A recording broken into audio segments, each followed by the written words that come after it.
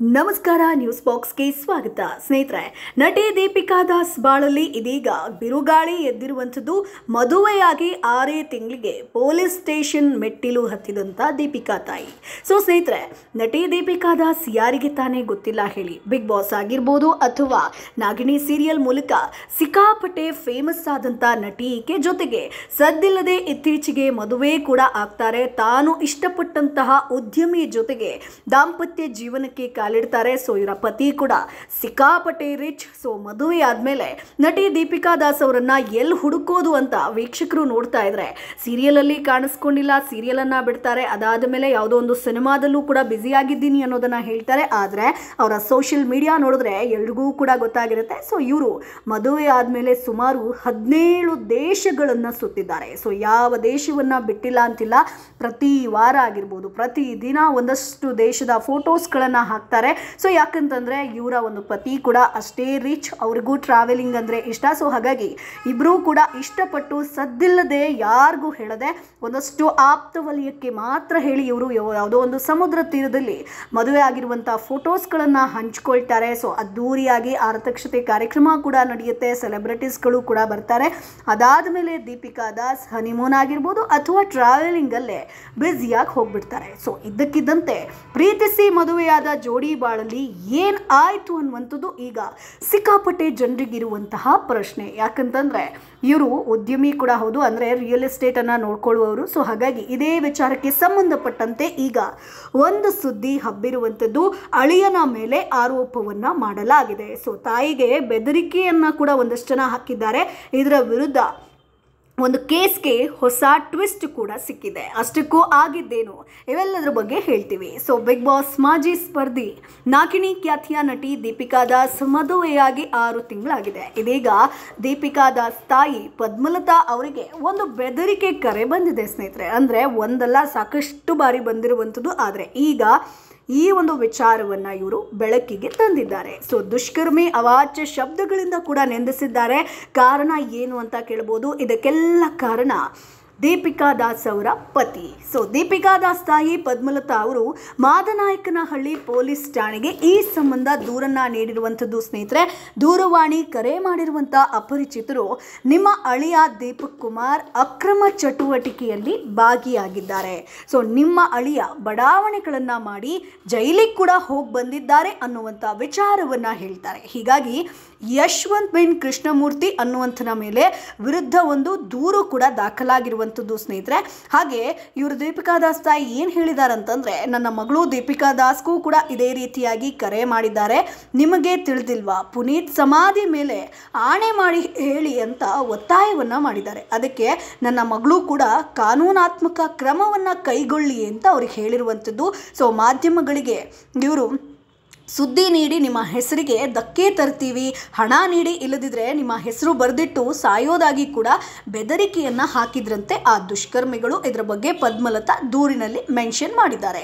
So ಆರೋಪಗಳ ಬಗ್ಗೆ ದೀಪಿಕಾ ದಾಸ್ ಪತಿ ದೀಪಕ್ ಅವರು ತಡೆಯಾಜ್ಞೆ ದಾವೆಯನ್ನು ಹಾಕಿದ್ದಾರೆ. ಸೊ ವಿಚಾರಣೆ ಹಂತದಲ್ಲಿದೆ. ಮಗಳು ಅಳಿಯನ ಹೆಸರು ಬಳಸ್ಕೊಂಡು ಅವರ ಒಂದು ಘನತೆಗೆ ಕುತ್ತು ತರುವಂಥ ಪ್ರಯತ್ನ ಮಾಡಲಾಗ್ತಾ ಇದೆ. ಸೊ ಅವರು ಒಪ್ಪದ ಕಾರಣ ಪದೇ ಪದೇ ನನಗೆ ಕರೆ ಮಾಡಿ ಹಣಕ್ಕೆ ಬೇಡಿಕೆಯನ್ನ ಇಟ್ಟಿದ್ದಾರೆ. ಸೊ ಯಶವಂತ್ ಎಂಬುವರು ನಾನು ಹಣವನ್ನು ಕೊಡದೇ ಇದ್ರೆ ಸೊ ಸಾಯೋದಾಗಿ ಕೂಡ ಬೆದರಿಕೆಯನ್ನ ಹಾಕಿದ್ದಾರೆ. ಸೊ ಯಶವಂತ್ ವಿರುದ್ಧ ಕಾನೂನು ಕ್ರಮ ಜರುಗಿಸಬೇಕು ಅಂತ ವಿನಂತಿಯನ್ನ ಮಾಡಿದ್ದಾರೆ ದೀಪಿಕಾ ದಾಸ್ ಅವರ ತಾಯಿ. ಸೊ ಪದ್ಮಲತಾ ಅವರ ದೂರಿನ ಹಿನ್ನೆಲೆಯಲ್ಲಿ ಆರೋಪಿಗಾಗಿ ಪೊಲೀಸರು ಇದೀಗ ಹುಡುಕಾಟವನ್ನ ನಡೆಸಿದ್ದಾರೆ. ಸೊ ನಿಜಕ್ಕೂ ಇವರ ಒಂದು ಅಳಿಯ ಈ ರೀತಿಯಾಗಿ ಮಾಡಿದ್ದಾರಾ ಏನು ಅನ್ನುವಂಥದ್ದು ಗೊತ್ತಿಲ್ಲ. ಸೊ ನನ್ನ ಮಗಳು ದೀಪಿಕಾ ದಾಸ್ ಚಲನಚಿತ್ರ ನಟಿಯಾಗಿದ್ದು ಈಕೆಗೆ ಈಗ ಸುಮಾರು 8 ತಿಂಗಳ ಹಿಂದೆ ದೀಪಕ್ ಕುಮಾರ್ ಅವರೊಂದಿಗೆ ವಿವಾಹವಾಗಿತ್ತು. ಅಂದರೆ ದೂರಿನಲ್ಲಿ ತಾಯಿ ಏನು ಮೆನ್ಷನ್ ಮಾಡಿದ್ದಾರೆ ಅನ್ನೋದನ್ನು ನಾನು ಹೇಳ್ತಾ ಇದ್ದೀನಿ.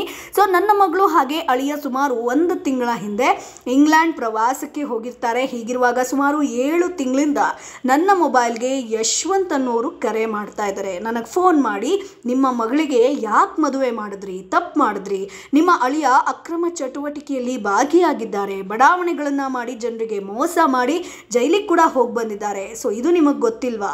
ನಾನು ಹಾಗೇನಾದರೂ ಇದ್ದರೆ ನನ್ನ ಅಳಿಯನ ಮೇಲೆ ಕಾನೂನಾತ್ಮಕವಾಗಿ ದೂರು ನೀಡಿ ಅಂತ ಕೂಡ ಹೇಳಿ ಸುಮ್ಮನಾಗಿದ್ದೆ. ನಂತರ ಕೆಲವು ದಿನಗಳಾದಮೇಲೆ ನನ್ನ ಮಗಳು ದೀಪಿಕಾ ದಾಸ್ನ ನಂಬರ್ಗೂ ಕೂಡ ಅವ್ರು ಕರೆ ಮಾಡ್ತಾರೆ. ಸೊ ನಿಮ್ಮ ಯಜಮಾನರು ಅಕ್ರಮ ಚಟುವಟಿಕೆಗಳಿಂದ ಬಡಾವಣೆ ಮಾಡಿ ಜನರಿಗೆ ಮೋಸ ಮಾಡಿದ್ದಾರೆ. ಇದು ನಿಮಗೆ ಗೊತ್ತಿಲ್ವಾ? ಏನಕ್ಕೆ ಮದುವೆ ಆದ್ರಿ? ಸೊ ನೀವು ಪುನೀತ್ ರಾಜ್ಕುಮಾರ್ ಅವರ ಸಮಾಧಿ ಬಳಿ ಆಣೆ ಮಾಡಿ ಬಂದು ಹೇಳಿ ಅಂತ ಹೇಳ್ತಾರಂತೆ. ಆದರೆ ನನ್ನ ಮಗಳು ಈ ಆರೋಪಗಳೆಲ್ಲ ಸುಳ್ಳು, ಇದಕ್ಕೆ ಪುನೀತ್ ರಾಜ್ಕುಮಾರ್ ಅವರ ಹೆಸರನ್ನು ತರಬೇಡಿ, ನೀವು ಕಾನೂನು ರೀತಿ ದೂರು ಬೇಕಿದ್ರೆ ಕೊಡಿ ಅಂತ ಹೇಳಿರ್ತಾರೆ.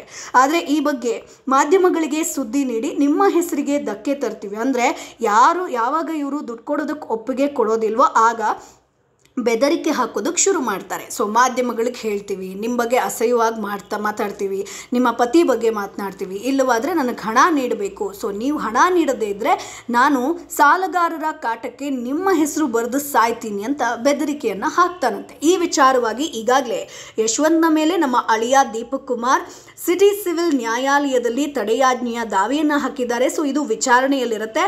ಯಶವಂತ ದೀಪಕ್ ಕುಮಾರ್ನ ಸ್ನೇಹಿತರಾದ ವೆಂಕಟೇಶ್ಗೆ ಕರೆ ಮಾಡಿ ಸುಳ್ಳು ಆರೋಪಗಳನ್ನು ಮಾಡ್ತಾ ನಮ್ಮ ಅಳಿಯ ಮಾಡಿರುವಂತಹ ಬಡಾವಣೆಗಳ ಬಗ್ಗೆ ಅಪಪ್ರಚಾರ ಮಾಡ್ತಾ ಇರ್ತಾರೆ. ಸೊ ಇದರ ಬಗ್ಗೆ ಕೂಡ ಸೆಪ್ಟೆಂಬರ್ 27ರಂದು ಬೆಂಗಳೂರು ಸಿಟಿ ಸಿವಿಲ್ ನ್ಯಾಯಾಲಯದಲ್ಲಿ ಒಂದು ದಾವೆ ದಾಖಲಿಸಲಾಗಿದೆ. ಈ ಪ್ರಕರಣಗಳಲ್ಲಿ ಯಶವಂತ ನ್ಯಾಯಾಲಯಕ್ಕೆ ಹಾಜರಾಗಿರೋದಿಲ್ಲ. ಸೊ ನನ್ನ ಮಗಳು ಹಾಗೆ ಅಳಿಯನ ಹೆಸರನ್ನ ಬಳಸ್ಕೊಂಡು ನಮ್ಮ ಘನತೆಗೆ ಕುತ್ತು ತರುವಂಥ ಪ್ರಚಾರವನ್ನು ಮೀಡಿಯಾದಲ್ಲಿ ಮಾಡ್ತೀನಿ ಅನ್ನುವಂಥದ್ದನ್ನು ಹೇಳಿದ್ದಾರೆ. ಸೊ ಹಣಕ್ಕಾಗಿ ಬೇಡಿಕೆ ಇಟ್ಟು ಪದೇ ಪದೇ ನನಗೆ ಫೋನ್ ಮಾಡಿ ಹಣವನ್ನು ಕೊಡಿಸದಿದ್ರೆ ನಾನು ಸಾಯ್ತೀನಿ ಅನ್ನುವಂಥ ಬೆದರಿಕೆಯನ್ನು ಕೂಡ ಹಾಕಿದ್ದಾರೆ ಅಂತ ದೂರಲ್ಲಿ ಉಲ್ಲೇಖ ಮಾಡಿದ್ದಾರೆ. ಸ್ನೇಹಿತರೆ, ಇದು ಎಷ್ಟರ ಮಟ್ಟಿಗೆ ಎಲ್ಲಿ ಹೋಗಿ ನಿಲ್ಲುತ್ತೆ ಅಂತ ನೋಡಬೇಕು. ಬಟ್ ಈಗ ಸೋಷಿಯಲ್ ಮೀಡಿಯಾದಲ್ಲಿ ಸಿಕ್ಕಾಪಟ್ಟೆ ವೈರಲ್ ಆಗ್ತಿರುವಂಥ ವಿಚಾರ ಏನಪ್ಪ ಅಂತಂದರೆ, ದೀಪಿಕಾ ಅವರ ಹಾಗಾದರೆ ಪತಿ ಏನು, ಅವ್ರು ಯಾಕಂತಂದರೆ ರಿಯಲ್ ಎಸ್ಟೇಟ್ ಅನ್ನೋದು ಎಲ್ರಿಗೂ ಕೂಡ ಗೊತ್ತು, ಉದ್ಯಮಿ ಅನ್ನೋದು ಗೊತ್ತು, ತುಂಬ ರಿಚ್ ಅನ್ನೋದು ಗೊತ್ತು. ಯಾಕಂತಂದರೆ ಇವರು ಮದುವೆ ಆದಮೇಲೆ ಓಡಾಟವನ್ನು ಮಾಡಿದ ನೋಡಿ ಎಲ್ರಿಗೂ ಕೂಡ ಗೊತ್ತಾಗುತ್ತೆ. ಸೊ ದೀಪಿಕಾ ದಾಸ್ ಅವರು